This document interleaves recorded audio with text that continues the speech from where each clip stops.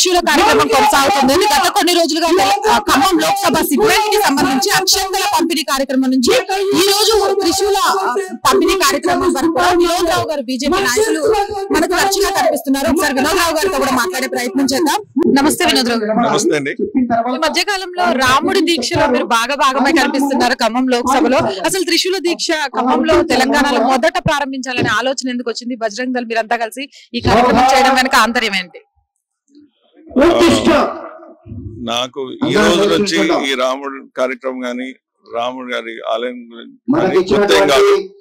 1930s లోనే మా తాతగారైన తాండ్ర సుదర్శన్ రావు గారు భద్రాచలం టెంపుల్ కి ట్రస్టీ వారు తల మీదుగా ముత్యాల తలంబ్రాలు తీసుకొని రాముడు వరకు ఇచ్చేవారని మా నాన్నగారు చెప్తున్నారు.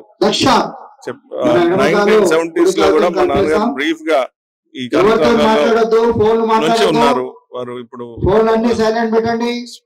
Ramachandra mission specialism is deeply known. Family అంతా కూడా దైవ కార్యక్రమంలో మా పెద్దనాన్న గారు రెడ్డి గారు ఉండే వారు కూడా మొత్తం అందరికి గుడికి వెళ్ళి అందరికి అయ్యేదాకా వారు మనసు పట్టేది కాదు.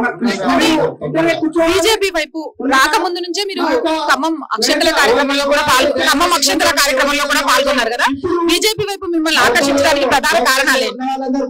నేను గత 10 సంవత్సరాల నుంచి సేవా కార్యక్రమంలో ఉన్న అనేక ఎన్జిఓలలో నేను నా పార్ట్ ఆఫ్ సర్వీస్ నేను చేస్తున్నాను.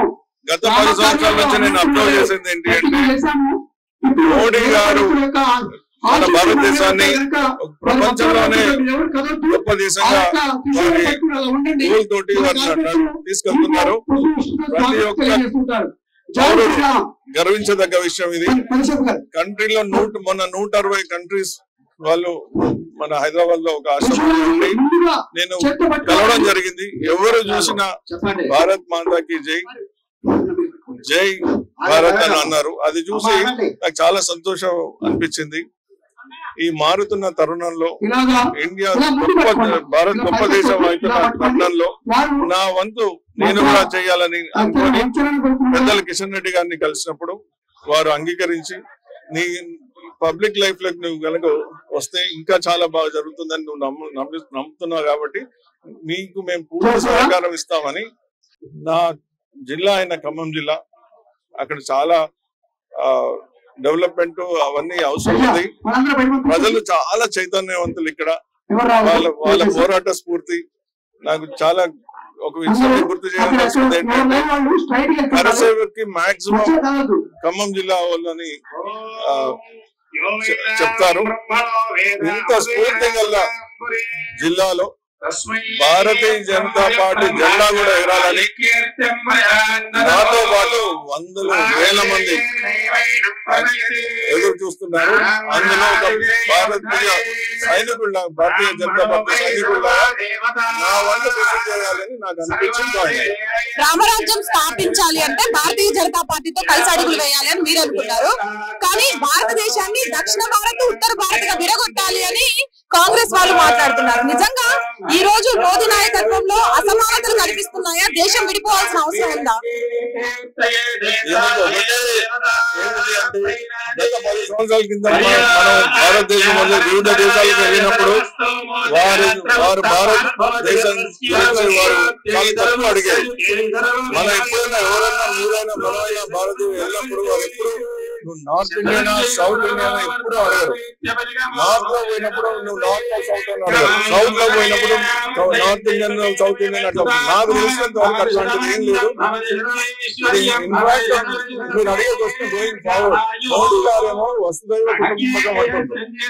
వారి నార్త్ సౌత్ వదిలేసి మొత్తం ప్రపంచంలో ఉన్న కాలంలో ఇట్లా ఉంటుందని భావించవచ్చు. ఖమ్మంలో త్రిశూల దీక్ష మీరు చూసిన ఎఫెక్ట్ ఏంటి? అనుకున్న దానికంటే ఎక్కువ వచ్చారు అని చెప్తున్నారు. ఎలా ఉంది రెస్పాన్స్?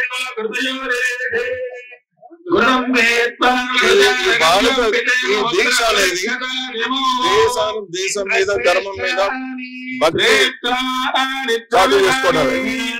ఇంత పెద్ద సంఖ్యలో గతంలో నాకు చెప్పి ఇంత సంఖ్య ఎప్పుడు సౌత్ ఇండియాలో ఎట్లీస్ట్ కాలేదని అంటున్నారు. మరి ఈ టైంలో ఇంత అది ఖమ్మం జిల్లాలో ఇంతమంది వచ్చిన అంటే దేశం ఒక స్పిరిట్ తెలుస్తుంది.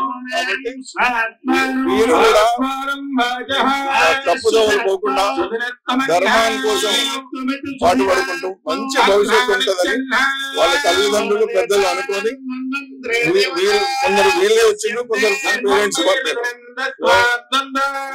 ఏదైతే అందరూ అనుకోని పెద్దలు ఊరు పెద్దలు అందరూ ఆలోచించి వాళ్ళు గ్రామ యువకులు పంపించాడో అది మంచి కార్యక్రమం భావిస్తున్నాను. అది మంచి కూడా అవుతుందని నేను అనుకుంటున్నాను. దీని ప్రభావం లోక్సభ ఎన్నికల మీద ఎంత వరకు ఉండొచ్చు? నేను దీని ప్రభావం లోక్సభ ఎన్నికలు ఉంటుందో లేదో మీరే చెప్పాలి. కొన్ని రోజుల్లో నాకు తెలిసి మంచి పౌరులు ఎక్కడ ఉన్నారో మంచి ప్రభుత్వం, అది ఏ ప్రభుత్వం అయినా సరే వాళ్ళు ఆ దిశలో ఉంటారు. ఇప్పుడు చిన్న పిల్లల్ని అడిగినా ఎవరు వచ్చేదంటే నరేంద్ర మోడీ అనే చెప్తున్నారు. మరి 10 మంది చెప్తున్నారు. కాబట్టి మీరు కూడా మంచి డెసిషన్ తీసుకుంటారని నాకు పూర్తి విశ్వాసం. మొత్తానికైతే చూస్తున్నాము, తెలంగాణ అనేది కరడు కట్టిన హిందుత్వానికి ఒక ప్రతీక. కొన్ని కారణాల వల్ల అది పక్కకి వెళ్ళిపోయినా త్రిశూల దీక్ష తర్వాత మళ్ళీ ఒకసారి ఇక్కడున్న ప్రజలలో చైతన్యం మొదలైంది. దీని ప్రభావం ఏ విధంగా ఉంటది అనేది తెలుసుకోవాలంటే లోక్సభ ఎన్నికల తర్వాత మాత్రమే అర్థమవుతుంది. హిందూ ధర్మం రామరాజ్యం కావాలని దేశ ప్రజలంతా కూడా ఆకాంక్షిస్తుంటే కొంతమంది కుమాన శక్తులు దేశాన్ని విడగొట్టాలని చూస్తున్నాయి. కానీ అలాంటి వాటికి కాలం చెల్లిపోయింది. త్వరలో భారతదేశంలో రాబోయేది రామరాజ్యమే. దాని స్థాపనకి నరేంద్ర మోదీ నాయకత్వంలో పనిచేయడానికి మేమంతా సిద్ధంగా ఉన్నామని కూడా వినోద్ రావు గారు ఎక్స్క్లూజివ్ గా మన ఛానల్లో షేర్ చేసుకుంటున్నారు. జర్నలిస్ట్ గౌతమ్ తో నవత.